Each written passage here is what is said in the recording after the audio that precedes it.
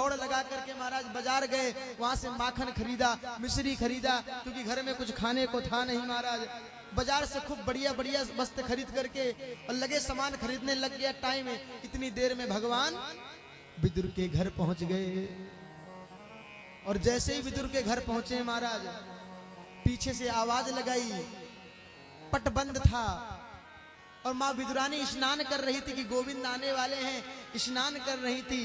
लेकिन इतने में आवाज आई, काकी जी, ओ काकी। और जैसे ही विदुरानी स्नान कर रही थी, जैसे ही गोविंद की मुस्कुराहट की आवाज माँ के कान में पड़ी, विदुरानी सारी सुध खुद भूल बैठी और निर्वस्त्र ही दौड़ पड़ी भगवान से मिलने के लिए। और एक ही बार में पट खोल दिया। नग्न अवस्था में विदुरानी ने भगवान को जैसे देखा, सारा सुध खो बैठी।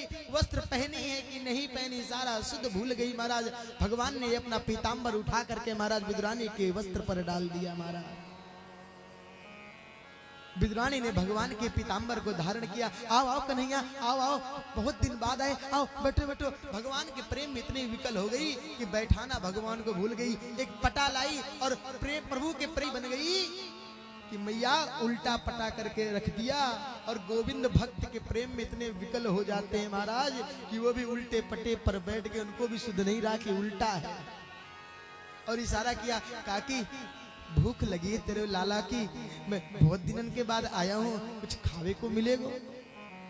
विदुरानी ने कहा, महाराज गोविंद कुछ क्षण रुक जाओ, विदुर जी आते होंगे, वो कुछ लेने गए हैं, कुछ क्षण रुक जाओ, अभी आपको भोजन पवाए ना। काकी भूख बहुत तेजी से लगी, कुछ तो होगा घर में।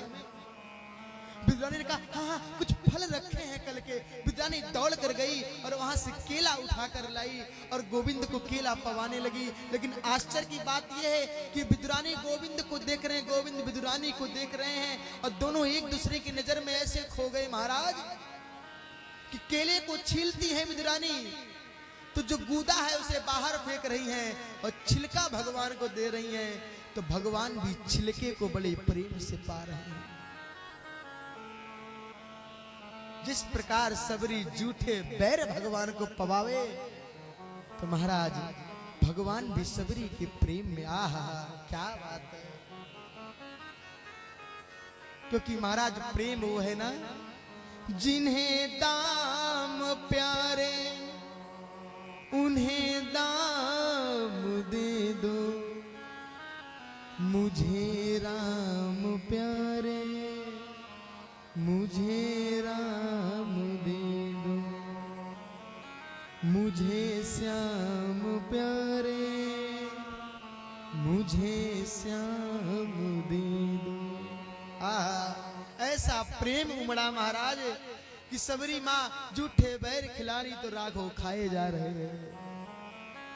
विदुरानी जूठे छिलके खिला रही तो भगवान भी उस सूखे छिलको खा रहे हैं और बीच में कहे जा रहे हैं, वाह मैया वाह काकी बड़े मीठे फल हैं ये।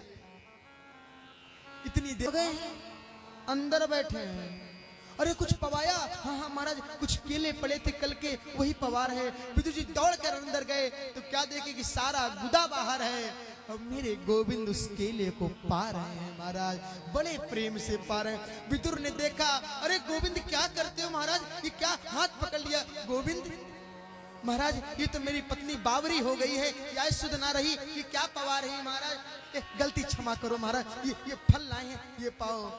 गोविंद ने विदुर का हाथ पकड़ लिया। मेरे प्रभु का प्रेम देखिए ना, गोविंद ने हाथ पकड़ लिया।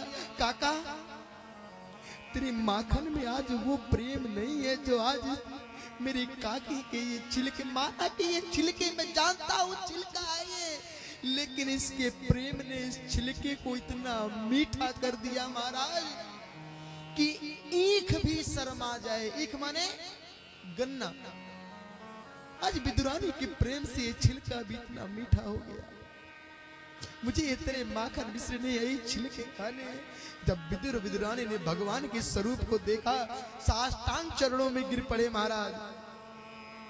तो भगवान कहते हैं कि महाराज भाव का भूखा हूं मैं, भाव ही एक सार है, और भाव से जो प्रभु को भजे तो भव से बेड़ा पार है। महाराज